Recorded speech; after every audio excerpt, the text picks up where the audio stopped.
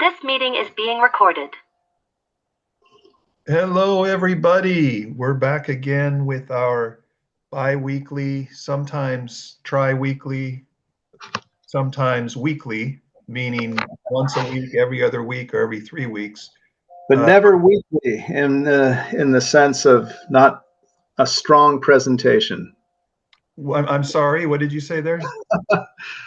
Bad pun. I said never weekly in the sense of not a strong presentation of the books that we're reading. Never weekly. There we go. I got it now. That's a good one. Bad start. Anyway. No. That's okay. That's okay. It's nice to mix up my opening monologue a little bit there, so that's fine. But what we're going to be doing today is analyzing Huckleberry Finn by Mark Twain. Last week or 2 weeks ago was Tom Sawyer by Mark Twain, and so we're following that up with the kind of a sequel, of course, the Huckleberry Finn Adventures of. And let's see. Okay, before we get into the novel itself, there's a big issue, almost like an elephant in the room, about the novel Huckleberry Finn. And that is the frequent use of the N-word. All right. Maybe I once read it has about 225 uses in there. And I've also read that many public schools in America do not, elementary schools, public schools do not have this book in their library because of that frequent use of the N-word. And what is seen as a very derogatory view toward Black people in general, although that can be disputed too. That can be disputed because is Mark Twain trying to be derogatory, or is he trying to show the nature of what is trying to be overcome here in this novel, meaning an ingrained prejudice against a certain ethnic minority? So we have the question here. Kevin and I said we need to address that before we get into the novel, because Kevin said, hey, I'm probably going to quote some passages that have that word in there. Since this is your academy, is it going to be okay for me to just say the word in the context of Twain, or are you going to tell me to just call it the N-word? And so we wanted to talk about that. Kevin, tell us your view on that particular point. I'm laughing because I know it's important that we discuss this, Tim, and we discussed how we would be discussing this at the outset. But I must say I find it somewhat comical that there's this big to-do around the N-word. Now, we have to say it. I will say it when I'm not reading it, okay, just to be politically correct. Don't want to ruffle any feathers, right? You'll say N-word. Well, I will keep with the N-word, okay, folks? So don't run away, screaming that Kevin might actually utter the word, only in the readings. And it's not that I'm purposely picking out passages, but if there are 225 mentions of the word in the book, there's a good chance that there might be a passage that I read where it's going to come up, okay? Yeah. All right. For one thing, I don't like Bowdlerized literature. I'm a writer. I have a very visceral objection to people monkeying with my prose, however objectionable it might be to whatever readership. It's my book. It's my prose. And here I now quote from Mark Twain, where he said, if I can find the quote, "The difference between the almost right word and the right word is really a large matter. It's the difference between the lightning bug and the lightning." Now, here's a man who knew about words, and here's a man who knew about writing. And I share that view. And if he chose to use the N-word 225 times in his novel, then that's the word that should be read if you're reading from the book, okay? He didn't do it on a whim. He didn't do it like, oh, I'll throw the N-word in here. He did it with purpose. And as you mentioned, This is one of the most anti slavery tracts you can imagine. I don't know if people out there have read Harriet Beecher Stowe's Uncle Tom's Cabin. I haven't. I haven't either. But it has the rep for being the great anti-slavery tract of the 19th century. I would put this a good second. For me, it's clear on which side of the racial divide Twain stands. He's not using the word gratuitously. He's not getting any pleasure, giggling there behind his words. Ha ha ha, I use the N-word. Not at all. He does it with great purpose. He's trying to show the endemic racism and bigotry of the antebellum South. And who should know better about it than a son of the South, technically Missouri, slave state, than Mark Twain? Okay, so those are a couple reasons why I object to this Bowdlerization of his books by putting, instead of the N-word, slave, right? I mean, come on. It just takes the whole sock out of the word, and which is attempting to underscore the racism that was just that this society was immersed in.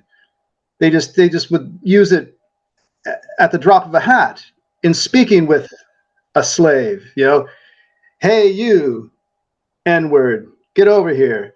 And they were maybe even being nice by their standards, but they were just using it. They become so inured to it. And he's trying to show this. And I will cite some passages where he's showing in a very ironic fashion, through use of the word here and there, just how unconsciously these Southerners, many of them were. And that includes Huck Finn, who's a good kid, but he's part of the society. And that's a large part of the novel, how he grows to see Jim, who I would argue is the hero of the novel. Okay, folks, a black man, a slave. How he grows to see Jim as not just a slave or a N-word. He sees him as a man and a friend, and not only a friend, but a brave and noble friend. And we see him that way too. And I would argue that Jim is the hero of this book. So just for starters, it's very clear on which side of the argument Twain stands, okay? And one last thing. Not only do you vitiate, Twain's picture of a deeply racist society,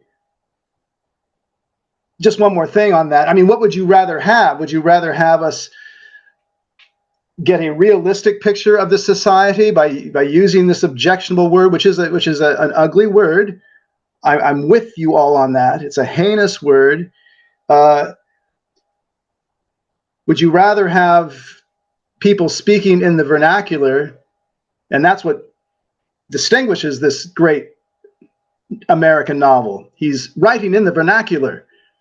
That's what distinguishes him. And he's not only writing in the vernacular in conversation, but he's writing in the first person in the vernacular. Usually there was like a separation between the first person narrator, who would have this very magisterial, very almost British prose, and then you would have, the American characters speaking in the vernacular.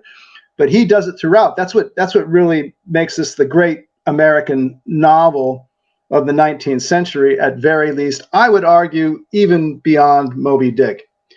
But on to Moby Dick.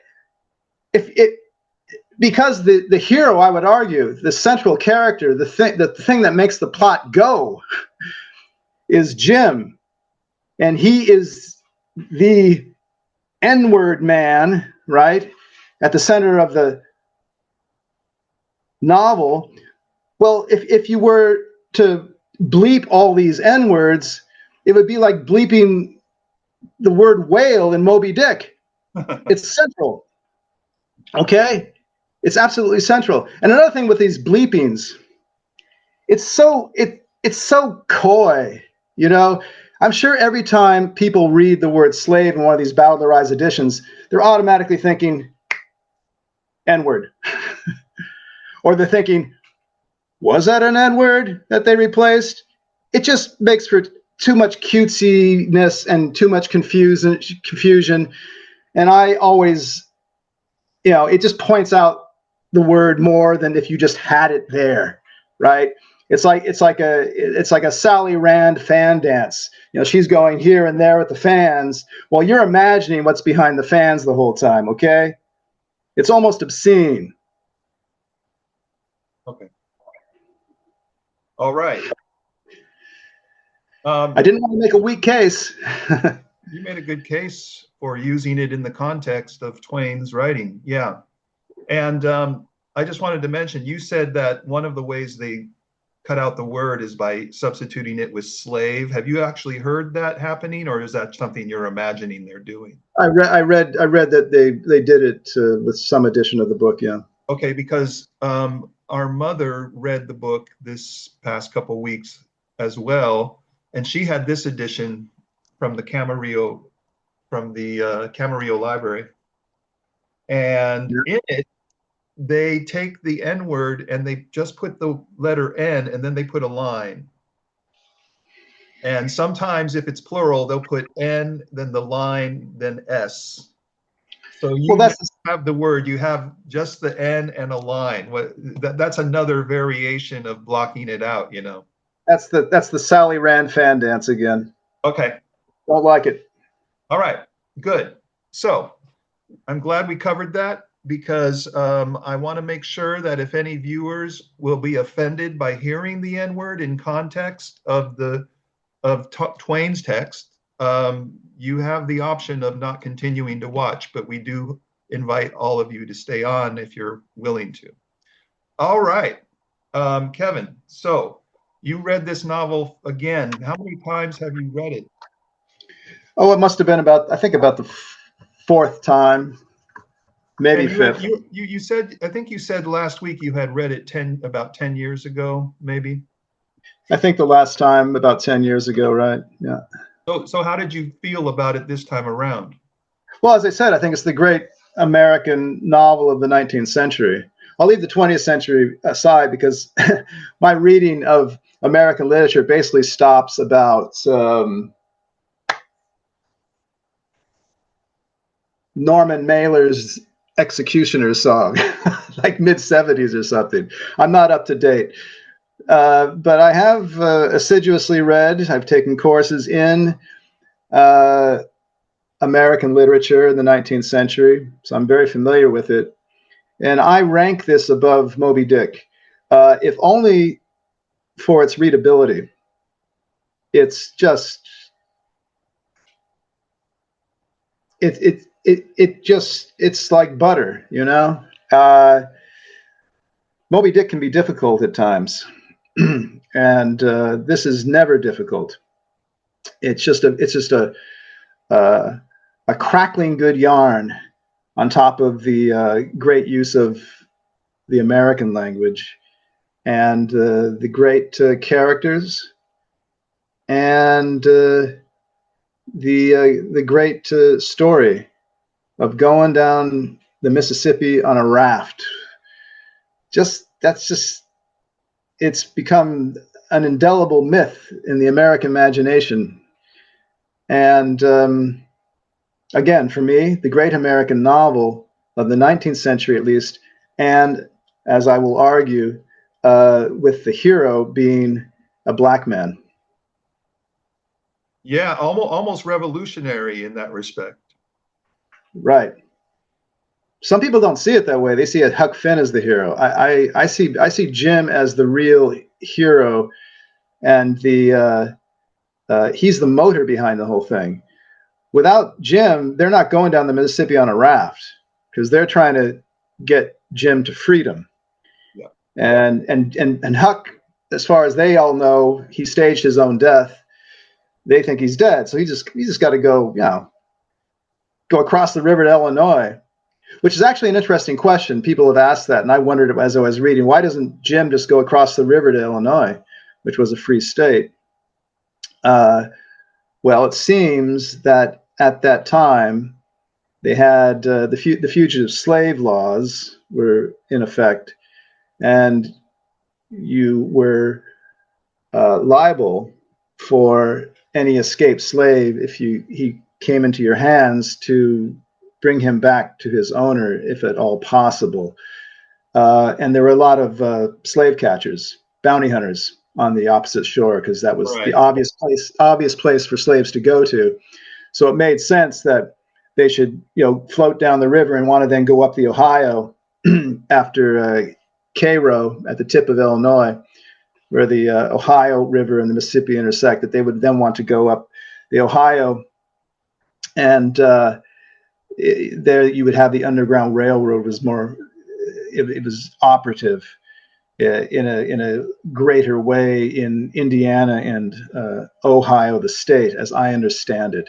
I didn't understand that at first, however, why it was such a, why they had to go all the way, down to the Ohio River. And of course they missed the turnoff at Cairo, so they keep on going, and that's where they go to, Kentucky, Tennessee, Arkansas, and their adventures ensue. Right. How do you feel about Huck Finn, the novel, compared to Tom Sawyer, which we just read also? Well, like I say, because it's written in the first person and in the American vernacular, and brilliantly so, because it's like Chandler, like we talked about. It's not only that Chandler writes in the vernacular and he's got a great ear for the slang, but he himself plays around with the vernacular and the slang. There are certain instances, I don't know if I can find them, maybe we don't have time today, but he does do that. And that's a lot of fun, just as a writer, to see how you do that and playing with the language. So just on a language basis, I thought it was more accomplished, yes. Because again, you have this sort of separation in Tom Sawyer between the narrative voice, because it's in the third person, and then you have the dialogue, which is, it's sort of like finger exercises on Twain's part for Huckleberry Finn. You can see he's doing his finger exercises, limbering up when he'll go the whole hog with the first person narration in the voice of one of these very American vernacular speakers, namely the nature boy Huck Finn. I noticed that it seems at the end of Huck Finn, Tom Sawyer comes back and tends to dominate the end of Huck Finn. With all his hijinks over making some kind of grand adventure over trying to get Jim out of captivity. Do you think Tom Sawyer kind of dominates things, that comes back and dominates after his own novel? Yeah, well, that's their relationship. That Tom is the dominant figure in their friendship. And of course, Hemingway didn't like that. He talks about that in the Green Hills of Africa. Everyone knows that quote where he says that all American literature stems from one book, Huckleberry Finn by Mark Twain. But then he qualifies it by saying that he should have stopped the book. He should have ended the book at the point where Jim is stolen from the boys, he says. It's actually Huck. So when Jim is stolen from Huck, he thinks the book should have stopped. And I was aware that as I was reading, I'm thinking, let's see if Mr. Hemingway is right. He has a point, because with all those shenanigans they go through to, when Tom comes down, a lot of you will have to have read the book, because we're not going to be able to recount in detail the whole plot. But when Tom comes into the picture and he and Huck try to free Jim from captivity, he's been recaptured. It's all a game for Tom. He just wants to make a novelistic game out of it, and Huck just wants to get him out, as does Jim, obviously. And it does go on and on. I mean, there's chapters upon chapters treating of this escapade. And I must say, and I was sort of trying to spite Mr. Hemingway by saying, no, it's a good ending. It's a good ending. It works. And I think it does. I don't think they should have stopped. I don't think Twain should have stopped after Jim had been taken from Huck. But you do get impatient. Yes, you do get a bit impatient. And particularly with Tom, you're like, you really want to grab the kid and say, damn it, you nut, let Jim go. I mean, I really got upset at a certain point with Tom Sawyer. But that's the genius, I think, of Twain. He gets you angry at him, you know? He becomes alive. You want to grab him by the lapels. Say, come on, this is a human life. This is Jim. He's a good man. Let him go. Don't play your little game. And the fun part of it is that when we first meet Tom Sawyer in his eponymous adventures, the first book, okay, but then at the start of Adventures of Huckleberry Finn, we meet Tom Sawyer again. It's kind of like a nice segue that Twain wants to make between the Adventures of Tom Sawyer and Adventures of Huckleberry Finn, because people who had read Tom Sawyer, they're going to want to have a little springboard into the next one. And Tom is playing highwayman. He's playing robbers with Huck. Again, one of these storybook fantasies that he wants to recreate in the real world. And maybe they lead to an adventure, maybe they don't. We talked about that in the last video, how some of his storybook adventures lead into real ones. But at the end of this book, Tom is doing the reverse. He's turning a real adventure. They're trying to free a slave. That's a crime.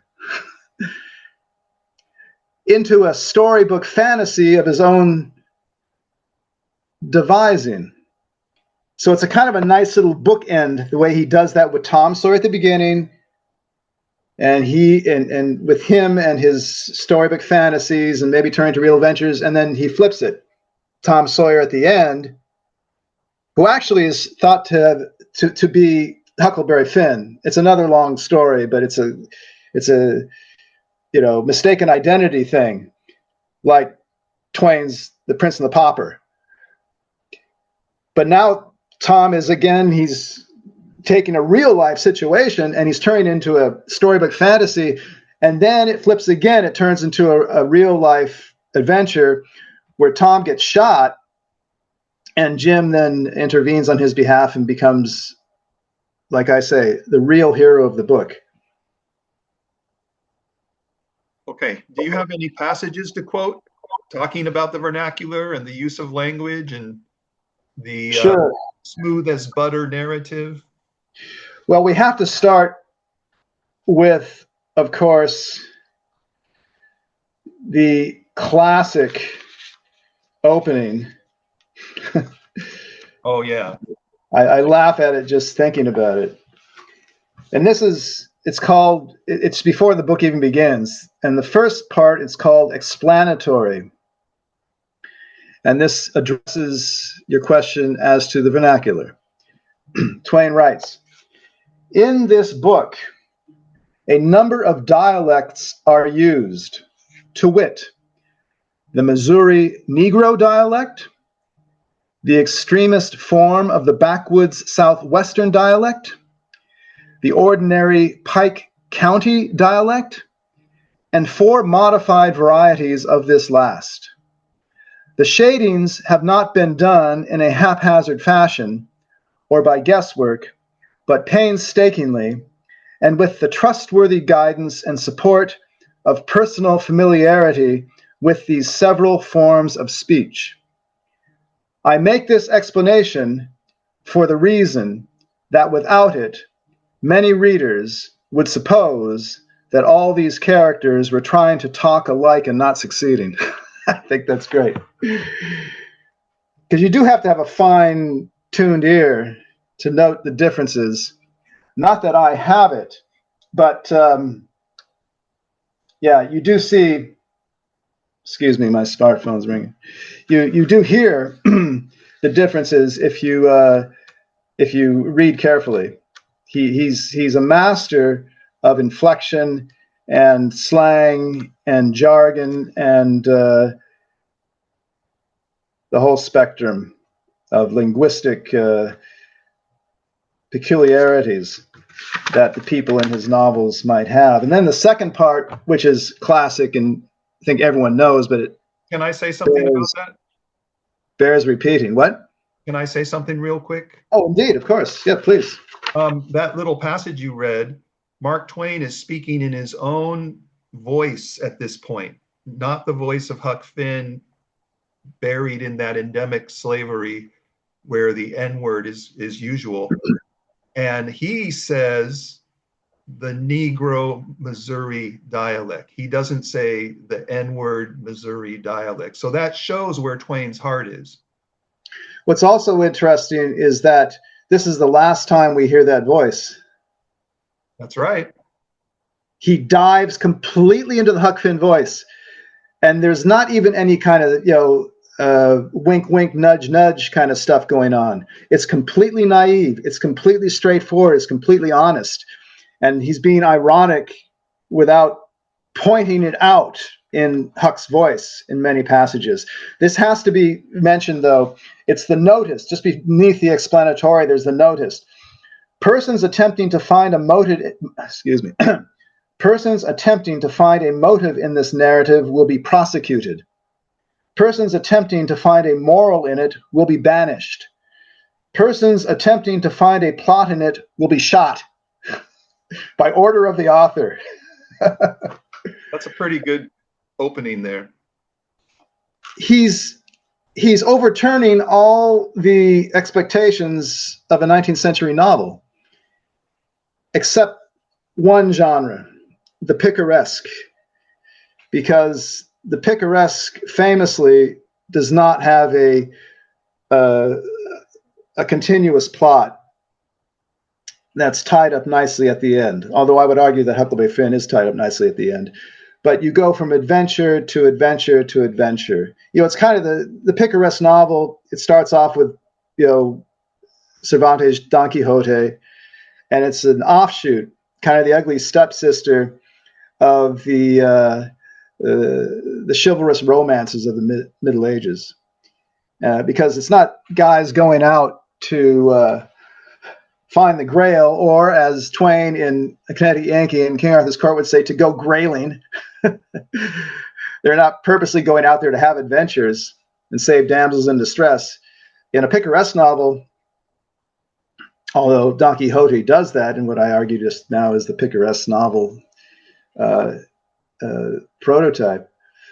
But as a rule, picaresque novels, it's someone who is just cast on the waves, as it were, and they would prefer just peace and quiet, and they don't want to keep stumbling into adventures, but they do, and they're resourceful enough to come out of them alive, and sometimes better for it. The classic picaresque novel, I suppose, really is Fielding's Tom Jones. And another picaresque novel of the 18th century would be Voltaire's Candide. But I love picaresque novels. I wrote one. It's called Postdoc. And it's where you go from adventure to adventure. Not that you are such the adventurer, such a bold wayfarer. No, you just get thrown into them because of your life circumstances. And then you try to get out. You basically try to get out of the situation with your skin intact. You're not trying to score some glorious triumph like a knight in shining armor. That's not part of it. And so, this is good right at the beginning, where Twain's talking about, there's no motive in this, there's no moral, there's no plot. Classic picaresque. But you wanted me to quote something from the vernacular that I found to be very good. Let me see if I can't find something. Vernacular. I had a little note here. Okay, here's good. Here's something. So here's Tom. Here's early on in the book, and it's Tom and Huck, and this is Tom talking about, in fact, Don Quixote, and he's staging one of his storybook adventures, and they're supposed to be a band of robbers, and they're supposed to be descending upon a bunch of merchants and rich Arabs, as he writes it, hyphen rabs, and there are 200 elephants and 600 camels, and it's basically only just a Sunday school picnic. And Huck notes that it's not as Tom is describing it. And then Huck is talking. He said, if I weren't so ignorant, but had read a book called Don Quixote, I would know without asking. He said it was all done by enchantment. He said there was hundreds of soldiers there and elephants and treasure and so on, but we had enemies which he called magicians, and they had turned the whole thing into an infant Sunday school just out of spite. I said, all right, then the thing for us to do was to go for the magicians. Tom Sawyer said I was a numbskull. Why, said he, a magician could call up a lot of genies, and they would hash you up like nothing before you could say Jack Robinson. They are as tall as a tree and as big around as a church. Well, I says, suppose we got some genies to help us. Can't we lick the other crowd then? How are you going to get them? Says Tom. I don't know. How do they get them? Now Tom speaks. Why, they rub an old tin lamp or an iron ring, and then the genies come tearing in with the thunder and lightning a ripping around and the smoke a rolling, and everything they're told to do, they up and do it. They don't think nothing of pulling a shot tower up by the roots and belting a Sunday school superintendent over the head with it, or any other man. Who makes them tear around so? Says Huck. Why, whoever rubs the lamp or the ring. They belong to whoever rubs the lamp or the ring, and they've got to do whatever he says. If he tells them to build a palace 40 miles long out of diamonds and fill it full of chewing gum or whatever you want and fetch an emperor's daughter from China for you to marry, they've got to do it.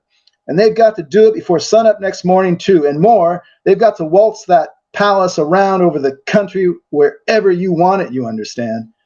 Well, says I think they are a pack of flatheads for not keeping the palace themselves instead of fooling them away like that. And what's more, if I was one of them, I would see a man in Jericho before I would drop my business and come to him for the rubbing of an old tin lamp. How you talk, Huck Finn. Why, you'd have to come when he rubbed it, whether you wanted to or not. What? Says Huck. And I as high as a tree and as big as a church? All right, then, I would come, but I lay I'd make that man climb the highest tree there was in the country. Shucks, it ain't no use to talk to you, Huck Finn. You don't seem to know anything. Somehow, perfect saphead. Okay, that was a dialogue, but that gives you, I noted that right at the beginning. I had, made my notes. That is when it first struck me how well he was using the vernacular. Anyway, as an example, there are myriad examples. It's sort of silly to just pick one. Actually, feels silly. It's interesting to see the back and forth between Huck and Tom. I mean, they really go at it. Yes, and that's why I like the ending, because you bring them back together. I think it's a nicely, it's a nice rondo construct. But you think the ending's a good ending, but it goes on a bit too long, right? I think so. I think he could have cut a couple, 3 chapters out of it. Yeah, but that's for sure. But part of it's really interesting to see how relentless Tom is, concerning wanting to replicate the Man in the Iron Mask or the Count of Monte Cristo, whatever he's reading. And that brings up the point that Tom Sawyer is very well read. I think you mentioned that in our last discussion. He's obviously very well read, right, Kev? Oh, yeah. And of course, Huck is not at all well read, but that is an interesting dynamic you have there, because where does Huck get his knowledge? He gets his knowledge through direct sense experience of the world. He's an empirical kid, whereas Tom is rather the reverse. He brings all this book knowledge to bear, and authority. He's always citing the authorities, what Sir Walter Scott might have written about Robin Hood. You can't just do it that way, They say you do it this way, so you got to do it that way. So he's very reliant on authority and tradition. The tradition of a certain literary genre. Yeah, he is a very literary kid, and Huck not at all. And that's why you find Huck a little bit more charming, because he's so naive. Some of his observations, I think we have to get to it. For example, one of the basic, let's put it this way, much of the drama in the book, it's not just out there on the river and all the adventures they have along the way, which are many, and they're highly amusing. But much of the drama is also internal.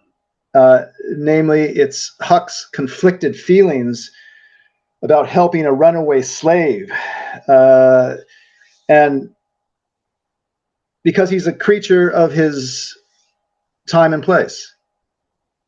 And in particular, because he's the son of a very bigoted father. There's a very amusing passage here where I might have to, finally spring the N-word on us, where his father goes on and on and on about the injustices of the country. But before I get to that, if at all, there's this internal drama that Huck is having, and this internal dialogue he has with himself about, feeling compunction in helping a runaway slave to escape. That's a crime. It's a crime, because Jim's property, and Huck thinks about him that way. But he also knows that he's a good man, he's a friend, and he likes Jim, and Jim likes him. And so there's this bond that develops, and there's this back and forth, until finally at the very end, when Jim is taken from Huck. Long story, but he's sold by these fraudsters, the king and the duke. Maybe it was just the king or just the duke. Anyway, he's sold to someone else. Jim is, for $40. And now Huck has to decide whether he's going to go get Jim and release him, or write a letter to Miss Watson. Miss Watson is the sister of what's her name, of Widow Douglas. Widow Douglas. Who adopted Huck after he basically saved her life. And yeah, Jim is the slave of Miss Watson, Widow Douglas's sister, and Huck writes a little letter, and maybe I can cite that. Huck writes a little letter where he tells Miss Watson about Jim's whereabouts, and because he doesn't want to feel the weight of his conscience that he's going against society's laws. Here's where it kind of culminates. So here we go. Brace yourselves for the N-word, folks. All right. So he writes this little letter. So he is literate to a degree. So I got a piece of paper and a pencil, all glad and excited, and sat down and wrote, Miss Watson, your runaway nigger Jim is down here 2 miles below Pikesville, and Mr. Phelps has got him, and he will give him up for the reward if you send. Huck Finn. So he's written the letter, wants to send it off, He's, he has a clean conscience and everything. But I felt good and all washed clean of sin for the first time I had ever felt so in my life. And I knowed I could pray now, but I didn't do it straight off, but laid the paper down and sat there thinking how good it was all this happened so, and how near I come to being lost and going to hell. And went on thinking, and got to thinking over our trip down the river. And I see Jim before me all the time, in the day and in the nighttime, sometimes moonlight, sometimes storms, and we are floating along, talking and singing and laughing. But somehow I couldn't seem to strike no places to harden me against him, but only the other kind. I'd see him standing my watch on top of his'n, instead of calling me so I could go on sleeping, and see him how glad he was when I come back out of the fog, and when I come to him again in the swamp up there where the feud was and such like times, and would always call me honey and pet me and do everything he could think of for me, and how good he always was. And at last I struck the time I saved him by telling the men we had smallpox aboard, and he was so grateful and said I was the best friend old Jim ever had in the world and the only one he's got now. And then I happened to look around and see that paper. It was a close place. I took it up and held it in my hand. I was a-trembling because I'd got to decide forever betwixt two things, and I knowed it. I studied a minute, sort of holding my breath, and then says to myself, all right then, I'll go to hell, and tore it up. It was awful thoughts and awful words, but they was said, and I let them stay said, and never thought no more about reforming. I shot the whole thing out of my head and said I would take up wickedness again, which was in my line, being brung up to it, and the other warn't. And for a starter, I would go to work and steal Jim out of slavery again. And if I could think up anything worse, I would do that too, because as long as I was in and in for good, I might as well go the whole hog. So again, taking the sting off the sentiment at the end there, I like that. I like that technique because, you get kind of, it's almost weepy there in the middle. So we have he's finally resolved his conflict because he's thinking that, he's breaking a very fundamental law of society. You are stealing someone's property. He thought of Jim as property, which he was defined as. This is about 1850, remember, right? And, Dred Scott decision, 1857. That was, it in fact took place right in that region where some slaveholder took his slave from Missouri to Illinois, a free state, for a period. And then they came back, and then Dred Scott argued that he was free now.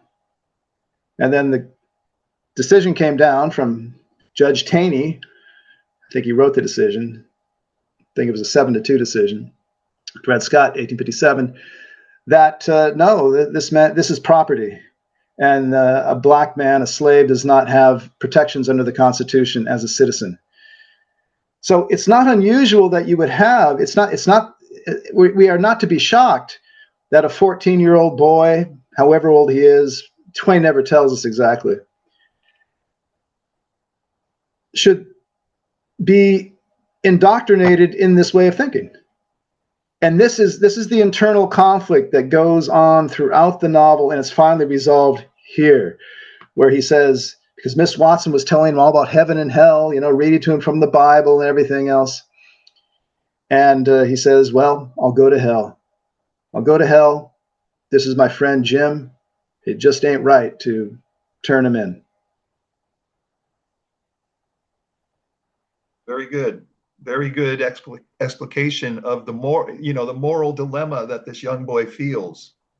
Yeah. And it's interesting because Twain told us anyone who tries to find a moral in this will be exiled. He snookered us. Despite himself, he snuck a little moral lesson in. Right, right. Would you say this is a morality tale in a sense? I just got done showing that it was, I think, and this is not the sole example. There are many examples throughout. I will read another example. It's a very touching example. It's the first time. So I just gave you the last time. Okay. When Huck has finally decided for himself that I don't care about social convention. Jim's my friend. I'm going to help him out here, not turn him in. Not that he doesn't think he isn't property. My impression is that he still thinks he's chattel, but he doesn't care. He doesn't care. He follows his heart. And here's where I can, before I get to this passage, here's where I can quote Twain himself. He at one point described Huckleberry Finn as a book of mine where a sound heart and a deformed conscience come into collision, and conscience suffers defeat. Voila. Okay. And here is what I wanted to read, which I think it's the first time that Huck wrestles with this problem of conscience versus the heart. Okay. And let me get it here. Okay. It's at this certain point in the story where Jim and Huck, they lose track of each other. I think Jim is on the raft and Huck is in the canoe. They got a canoe. And they get lost in the fog on the river. And they get separated. And, the Mississippi is wide. Yeah. It's like a mile wide in places. Mile wide. Wider, I think, in some places. I think they said 1.5 miles at some points. Yeah. So this is like an ocean, especially when you're in a fog. Yeah. And Jim's going yahoo, yahoo, wahoo, hallooing, I guess, however they described it, right? And Huck's hallooing back, and they're trying to find each other. Well, eventually they do, after a long, protracted effort on both their part. And Huck decides to play a trick on Jim. Oh, yeah.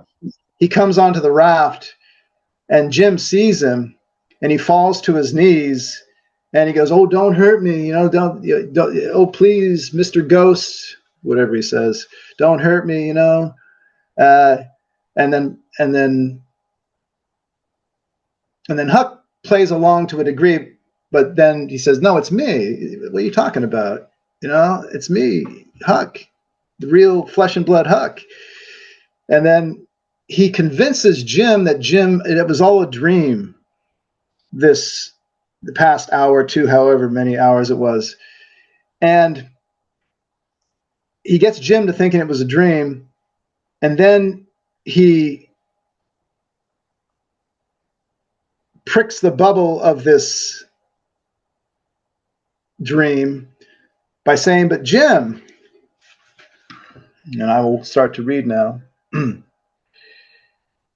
because Jim was going on and on about what the various things in the dream, because he was awake the whole time, but he thought he was dreaming now in retrospect. And he's saying at this point, well, this stood for this and this stood for that. And then, interpretation of dreams, pre-Freud. And then Huck says, "Oh, well, that's all interpreted well enough as far as it goes, Jim," I says. "But what does these things stand for?" It was the leaves and rubbish on the raft and the smashed oar. You could see them first rate now. So this is evidence that it wasn't a dream, that things actually were happening. And right. Jim looked at the trash and then looked at me and back at the trash again. He had got the dream fixed so strong in his head that he couldn't seem to shake it loose and get the facts back into its place again right away.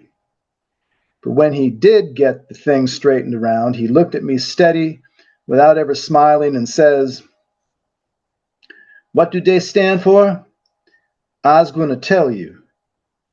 When I got all wore out with work and with the calling for you and went to sleep, my heart was most broke because you was lost and I didn't care no more what became of me and the raft. And when I wake up and find you back again, all safe and sound, the tears come and I could have got down on my knees and kissed your foot. I was so thankful. And all you was thinking about was how you could make a fool of old Jim with a lie. That truck die is trash.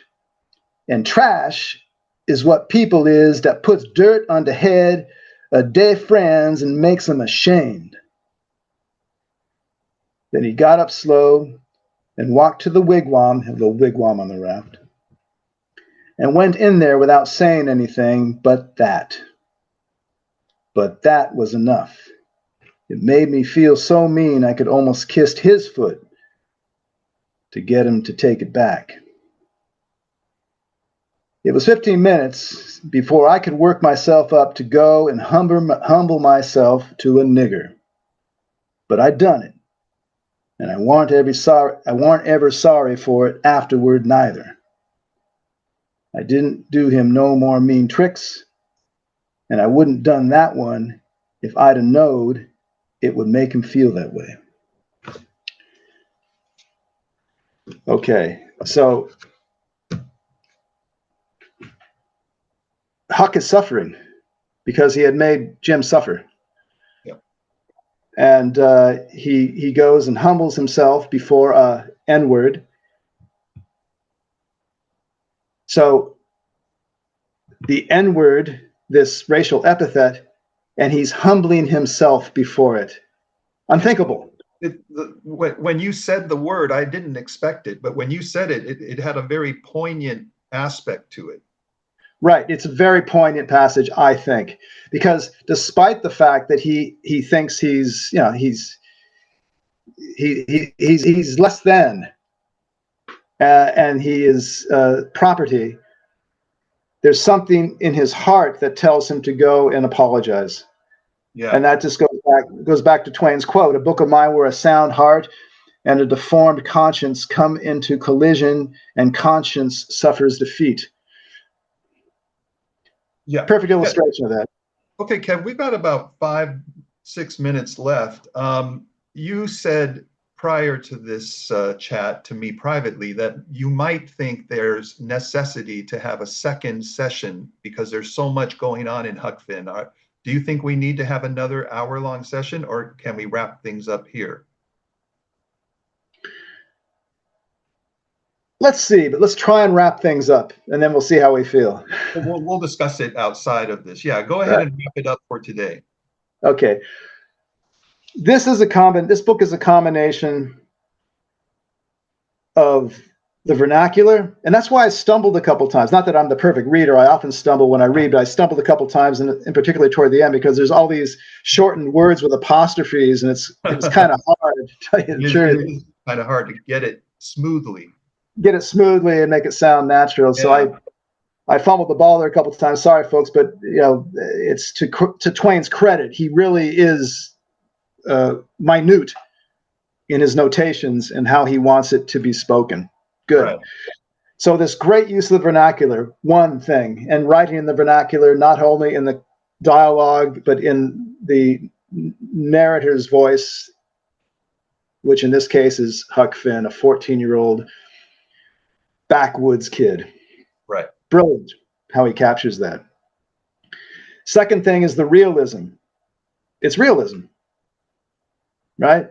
That's why we need the N-word, I would argue, right? That's how people talked. Yeah. Unfortunately, that's how they talked.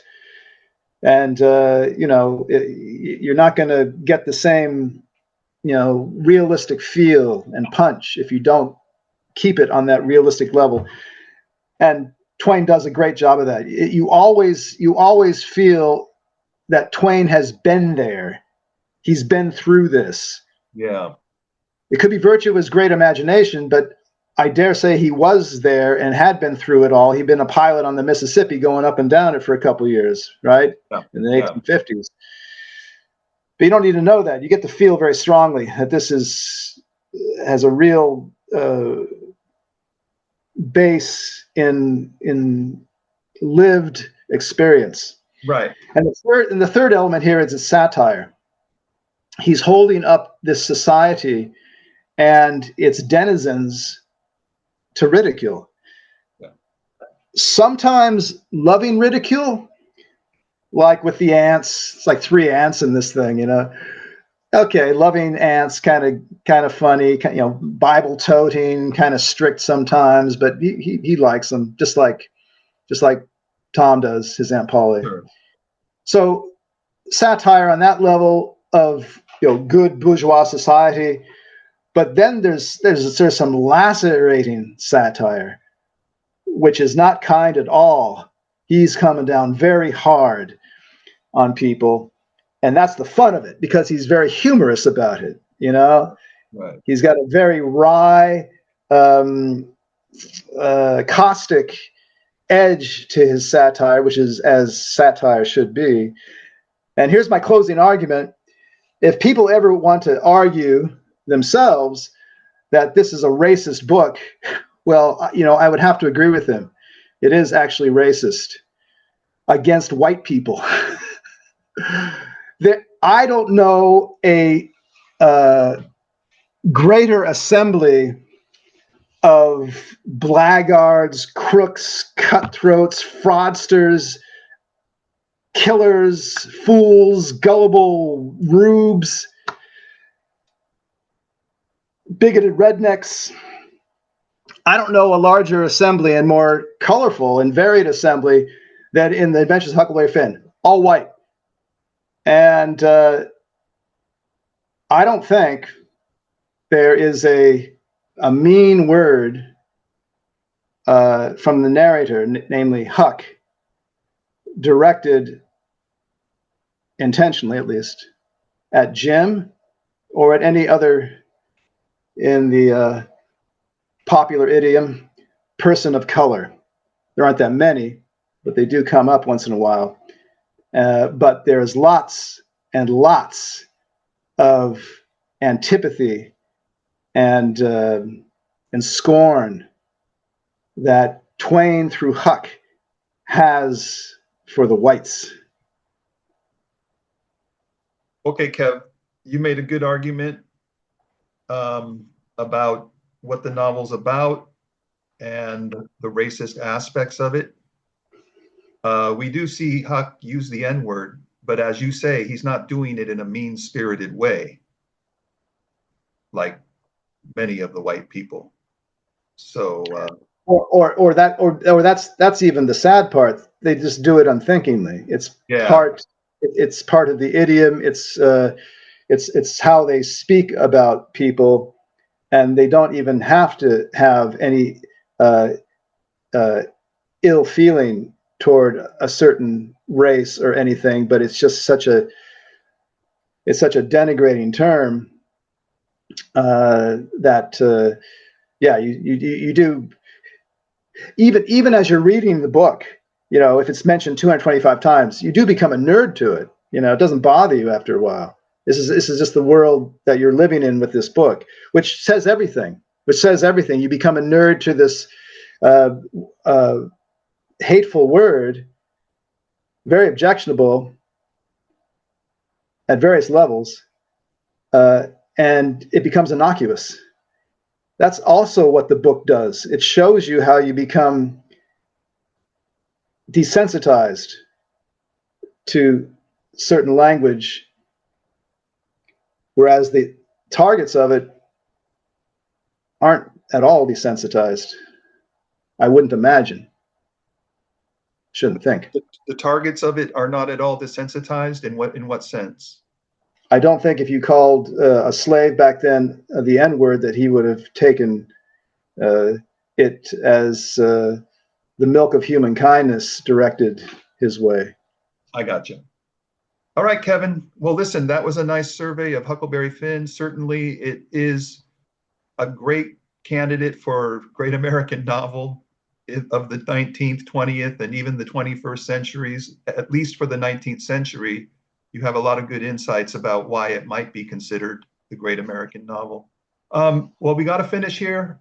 We may or may not come back with Huck Finn. You and I will discuss where we're going to go next outside of the chat. But thanks for your time, and we'll be seeing you soon, okay? See you later. Bye-bye.